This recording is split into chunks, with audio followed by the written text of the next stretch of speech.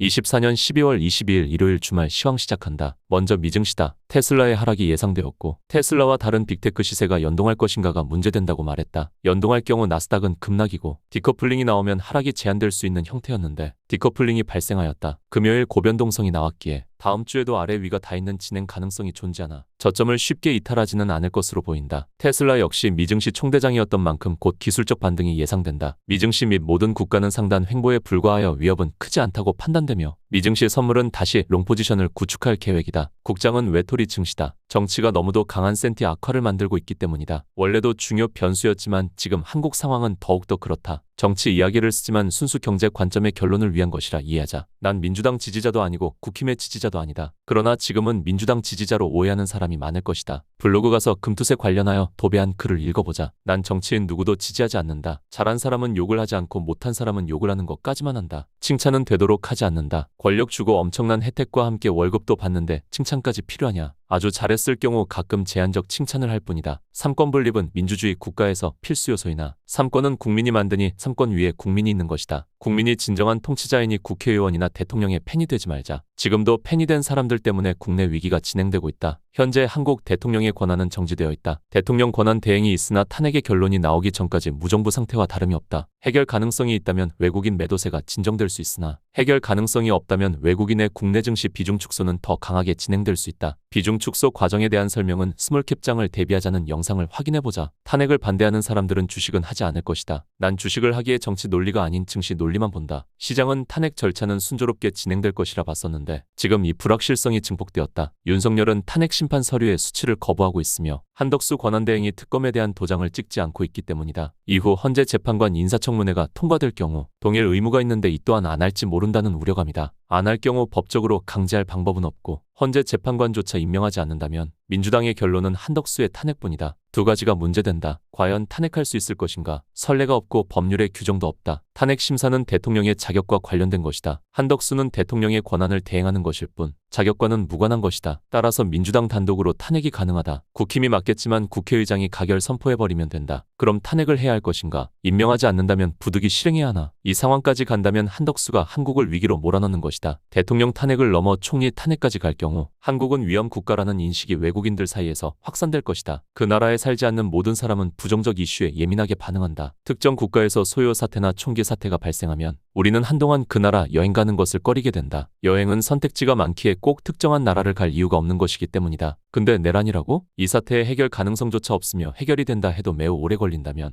외국인은 과장된 공포 속에 살게 될 것이다. 한국 증시의 비중을 월 단위로 계속 축소한다 해도 이상할 것이 없다. 내 박스권 가능성의 전제는 최소한 헌재 탄핵 심판은 진행된다인데 지금처럼 총리의 탄핵 및 부총리의 탄핵까지 후순위의 탄핵이 반복될 가능성이 열릴 경우 코스피 2000 초반까지 쇼크 가능성도 존재한다. 무정부 사태의 장기화만으로 원달러 환율은 지속적 상승 동력을 가지며 1,500원조차 열린다면 전산업은 위기 국면에 놓이게 된다. 원화 약세는 한순간 자국민의 자산을 동시 파괴하는 행위라 증시만의 문제가 아니다. 원달러의 진격을 막을 수 있는 것은 심리의 안정뿐이다. 지금 당장 탄핵 절차가 순조롭게 진행된다 해도 악화된 심리가 돌아온다는 보장이 없는 상황에서 결국 총리 탄핵까지 감행해야 하는 상황에 이르면 한국 증시는 코로나 때와 유사한 일시 쇼크가 찾아올 가능성도 있다. 국장 위기의 해결은 헌법재판관이 임명되어 헌법 기능의 정지는 없다가 필요하다. 이게 확정되면 천천히 센티 개선이 될 것이고 해결되지 않는 장기화 국면이라면 국장은 위기의 지속인이 해결될 때까지 관망이 필요한 상황이다. 관망이 부동자세를 의미하는 것은 아니며 해결을 전제로 제한적 포트 확대는 실행 예정이다. 자세한 내용은 블로그에 올라오니 블로그를 확인하면 되겠다. 한덕수는 27일부터 헌법재판관 임명의 권한을 가진다. 시간은 좀 끌다 임명하겠지라는 사고로 시장을 보겠다. 안 될 경우 아수라장이 될 것이니 이 가능성도 열고 있자. 이상 시황 맛집 내일 같은 날이었다.